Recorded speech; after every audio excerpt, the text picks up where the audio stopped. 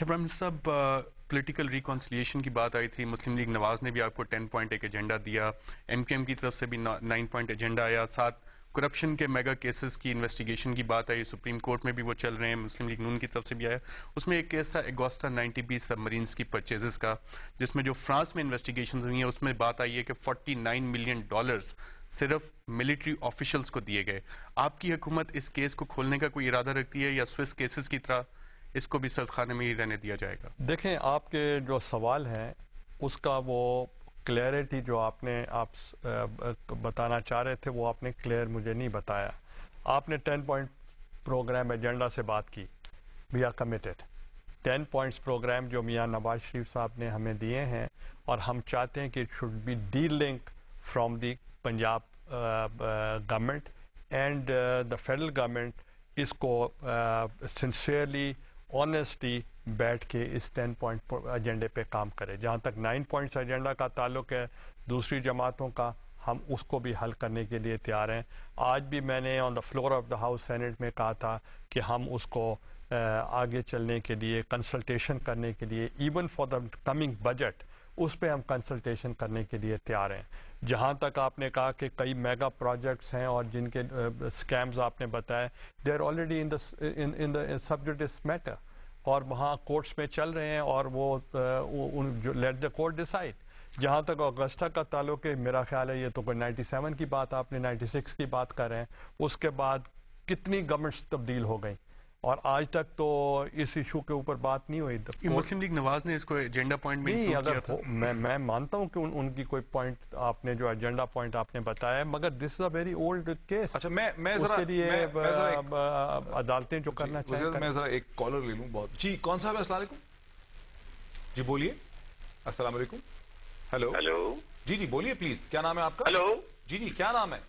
السلام علیکم جی، میں شہزاد بول رہا ہوں بہاولپور سے۔ جی شہزاد صاحب، سوال پوچھیے، وزیر اعظم سن رہے ہیں۔ جی گرانی صاحب، میرا یہ سوال ہے کہ آپ نے جو وزارتیں تھی 5، ان کی جو منتقلی ہے اور ان کی حتمی منظوری دے دی ہے صوبوں کو، تو ان کے جو ملازمین ہیں ان کے حوالے سے آپ نے کیا حکمت عملی مرتب کی ہے؟ آج کائنڈلی آپ مین اسٹریم میڈیا پہ بیٹھے ہوئے ہیں، آج آپ کوئی اعلان فرما کے جائیں، بہت پریشان ہیں وہ لوگ۔ بہت شکریہ جناب۔ جی دیکھیں، آئین کے مطابق، کانسٹیٹیوشن جو 18th امینڈمنٹ کے مطابق، ہم نے کئی منسٹریوں کو ہم نے ڈیوالو کرنا ہے۔ جو فرسٹ فیز میں جو منسٹریز ڈیوالو ہوئی ہیں ان کا سرپلس کوٹا ہم نے بنایا ہے، اور انشاءاللہ آئی ایشور یو، آج اس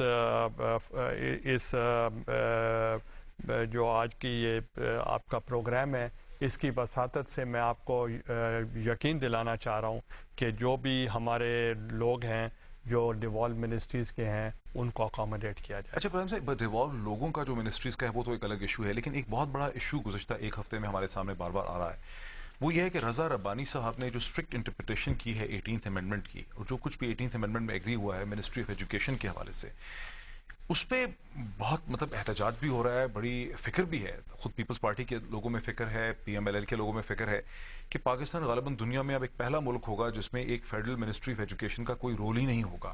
رضا ربانی صاحب کی جو انٹرپریٹیشن ہے اس کے نتیجے میں ہائر ایجوکیشن کمیشن پاکستان میں ختم ہو جائے گا، اس کی کوئی اتھارٹی نہیں رہے گی۔ ایجوکیشن میں جو اسٹینڈرڈائزیشن کا کانسیپٹ تھا، جو اس میں یونیفارمٹی کا کانسیپٹ تھا، جو ہم نے دنیا کا حصہ بننا تھا، وہ سب چیزیں آپ پروونسز کے حوالے کر رہے ہیں، اور بہت اس میں شکوک ہیں کہ پروونسز اسے شاید ہینڈل بھی نہیں کر سکتے۔ دیکھیں، پہلی بات یہ ہے کہ یہ شروع سے ہی education and health is a principal subject.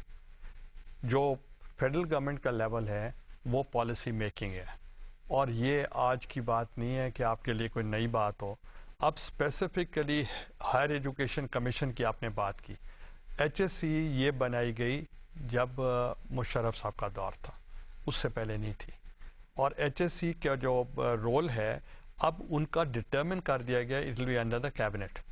تو اس لیے آپ یہ نہیں کہہ سکتے کہ اس کا کوئی سلوشن نہیں نکالا گیا، اور 18ویں ترمیم کے بعد جو امپلیمنٹیشن کمیشن ہے اس کے سارے ممبرز ہیں، اور اس ممبرز نے کل بھی آپ نے دیکھا ہوگا کہ انہوں نے ایک ریزولوشن پاس کر کے کمنٹ کیا ہے رضا ربانی صاحب کے خدمات کو کہ انہوں نے بہت اچھا کام کیا ہے، اور میں آپ کو ایشور کرنا چاہتا ہوں کہ کوئی ایسا ایشو نہیں ہوگا ریلیٹڈ ٹو ایجوکیشن جس کا ہم کوئی اسٹریٹجی ایوالو نہیں کریں گے۔ جب پرائم منسٹر صاحب کہا یہ جاتا ہے کہ ایک لاسٹ کالر کم از کم ایک لو. جی کون صاحب ہے ہمارے ساتھ؟ ہلو جی جی پلیز بولیے. ہلو جی میں ریانا چندن بات کر رہی ہوں حیدرآباد سے. جی جی پلیز اپنا سوال پوچھیے. جی میرا کوشچن ہے یہ جو لیڈیز ہیلتھ ورکر کے حوالے سے. یہ ہماری جو لیڈیز ہیلتھ ورکرس ہیں گزشتہ 13 سال سے جو بینظیر کی پہلی گورنمنٹ تھی ان میں ان کو رکھا گیا تھا اور گزشتہ 13 سال سے یہ بیچاری کانٹریکٹ پر کام کر رہی ہے جبکہ ہماری حکومت کا جو نعرہ ہے وہ ہے وومنس امپاورمنٹ کا. اور پچھلے دنوں جو ہے وہ انہوں نے سندھ میں جو ہے وہ ایک پرامن پروٹیسٹ کیا تھا اور ہمیں بڑا دکھ ہے کہ ان کو ایک دہشت گرد قرار دے کر جو ہے وہ ان پر مقدمہ دائر کیا گیا ہے. تو میرا پرائم منسٹر صاحب سے سوال ہے کہ کیا ان کا جو ڈیموکریٹک گورنمنٹ میں ایک جو تھا اسٹرائک کرایا اپنے حقوق کے لیے جو باہر نکلی تھی وہ غلط تھا اور کیا ہماری عورتیں اب کیا دہشت گرد ہو گئی. اور میں پرائم منسٹر صاحب سے امید کرتی ہوں کہ وہ ان کو پکا کرنے کا نوٹیفیکیشن کی ہمیں جو وہ یقین دہانی کرائیں گے اور ان پر دہشت گردی کا جو کیس ہے. یہ جو لیڈی ہیلتھ ورکرز کا پروگرام ہے اس کو محترمہ بے نظیر بھٹو صاحبہ کے دور میں انہوں نے شروع کیا اور اس کو انٹرنیشنلی بڑی سپورٹ ملی اور یہ ایک بہت اچھا پروگرام ہے. اور لیڈی ہیلتھ ورکرز کا ان کو اپنے ڈور سٹیپ پہ ان کو جاب اپرچونٹی پرووائڈ ہو گئیں اور they have done a remarkable job. I really appreciate that.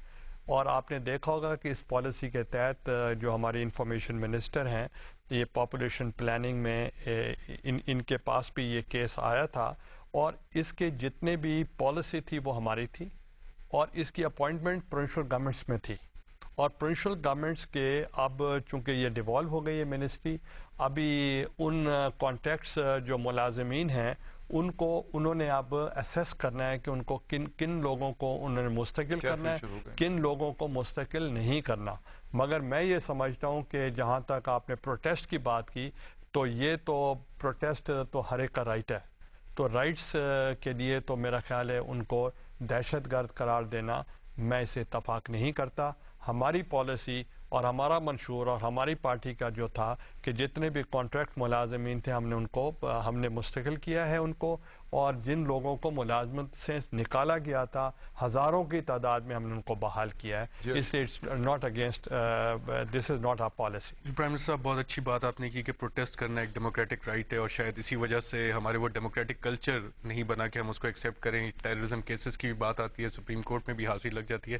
سوال میرا تھوڑا سا سپریم کورٹ سے بھی ریلیٹڈ ہے جنرلی بھی ہے کہ پرسیپشنز بعض دفعہ ریالٹی سے بہت زیادہ ڈینجرس ہوتی ہیں زیادہ پرسسٹ کرتی ہیں اور آپ کی حکومت کی ایک پرسیپشن ہے یا ریالٹی ہے کہ کرپشن بہت زیادہ ہے. What do you see it? Perception ہے ریالٹی ہے؟ دیکھیں جہاں تک تعلق ہے کرپشن کا احتساب اور انتقام بہت معمولی فرق ہے اور میں سمجھتا ہوں کہ مجھے یہ ایکسپلین کرنا قوم کو بہت ضروری ہے کہ جب بھی کبھی گورنمنٹ کے چینج ہوئی ہے اور جو آنے والے ہیں سب سے پہلے انہوں نے نعرہ لگایا ہے کہ ہم احتساب کریں گے. اب میں نے آپ سے سوال کرنا ہے کہ آج تک جتنی گورنمنٹس کو نکالا گیا وہ تو چارجز آف کرپشن پہ نکالا گیا. ایون 58 کی جو گورنمنٹ ٹوٹی ماشاءاللہ لگا کرپشن کے چارجز تھے. بھٹو صاحب پہ بھی جنیجو صاحب پہ بھی محترمہ کے اوپر بھی میاں صاحب کے اوپر بھی کرپشن کے چارجز پہ نکالا گیا اور جو آتے رہے اور وہ کہتے رہے کہ جی ہم احتساب کریں گے. اب 9 سال جنرل مشرف رہے ہیں تو کیا وہ احتساب کر کے چلے پرائم منسٹر صاحب یہاں پہ قصور ہمارا بھی ہے عوام کا بھی ہے. نہیں میں لاسٹ میں 2 سوال کروں گا. قصور ہمارا بھی ہے کہ ہم جب آپ کو ووٹ دیتے ہیں آپ کو امپاور کرتے ہیں وی ایکسپیکٹ کہ جو 9 سال بیٹھ کے گئے ہیں جن کی کرپشن کی بے تہا داستانیں ہیں کہ ان کا احتساب ہوگا وہ بھی نہیں ہوتا تو وہاں پہ ایک ڈس اپوائنٹمنٹ سی بھی آتی ہے. پرائم صاحب میں خیال وقت سے ختم ہو رہا ہے. ایک آخری سوال آپ سے بڑا پرسنل لیول پہ کروں گا. آخری کتاب آپ نے کب پڑھی اور کون سی پڑھی؟ دیکھیں جہاں تک تعلق ہے آخری کتاب کا میں نے بہت ساری کتابیں اپنے بیڈ روم میں رکھی ہیں انبار لگے پڑے ہیں مگر کچھ موقع نہیں مل رہا کہ میں ان کو پڑھ سکوں مگر میں اخبارات اور آرٹیکلز آپ کے سارے پڑھتا رہتا. پرائم سر ایک لاسٹ مجھے پوچھنے تھے بڑا میرے لیے پرسنل کویسچن ہے. آپ نے 2011 کو ایجوکیشن کا سال قرار دیا ایک ایجوکیشن ٹاسک فورس آپ کی ہے، prime minister education task force, جس کو شہناز وزیر علی ہیڈ کرتی ہیں. اس وقت صورتحال یہ ہے کہ 6 سے 16 سال کی عمر کے جو بچے ہیں پاکستان میں، 50 ملین اسکول گوئنگ بچہ ہے، جس میں سے صرف 25 ملین جو ہے وہ اسکول میں جا رہا ہے. 6 سے 18 سال کا جو اسکول گوئنگ ہے وہ 70 ملین بچہ ہے اسکول گوئنگ ایج کا، جس میں سے صرف 29 ملین 30 ملین کے قریب جا رہا ہے، 40 ملین جا نہیں رہا. کیا آپ کی اسٹریٹجی ہے جبکہ آپ خود انٹرسٹڈ ہیں ایجوکیشن اس ایشو پہ؟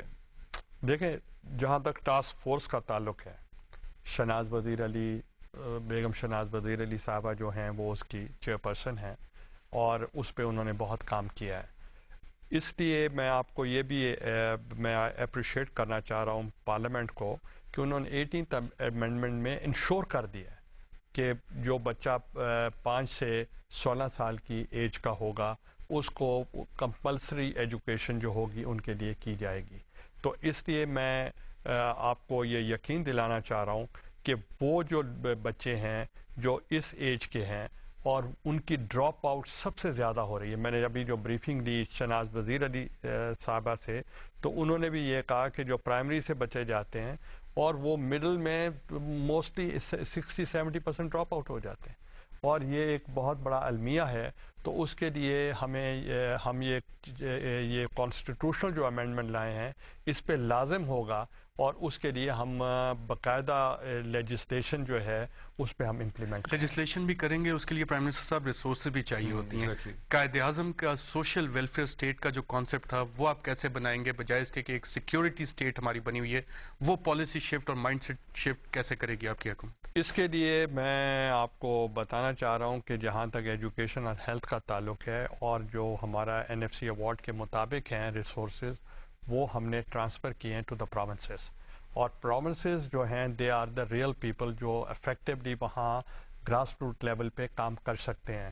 تو اس لیے پروونسز کے اوپر ان کو کیپیسٹی بھی انہینس کرنی چاہیے اور رسپانسبلٹی بھی بڑھے گی کہ وہ ادھر افیکٹولی یہ کام کریں تاکہ اس پہ امپلیمنٹ ہو سکے. وقت ہمارا بالکل ختم ہو گیا. سوال اگر ہو سکے کہ قائد اعظم کا پاکستان کیا ہائی جیک ہو چکا ہے؟ وقت بالکل ختم ہو گیا، اس کی خبروں کا ٹائم آ گیا.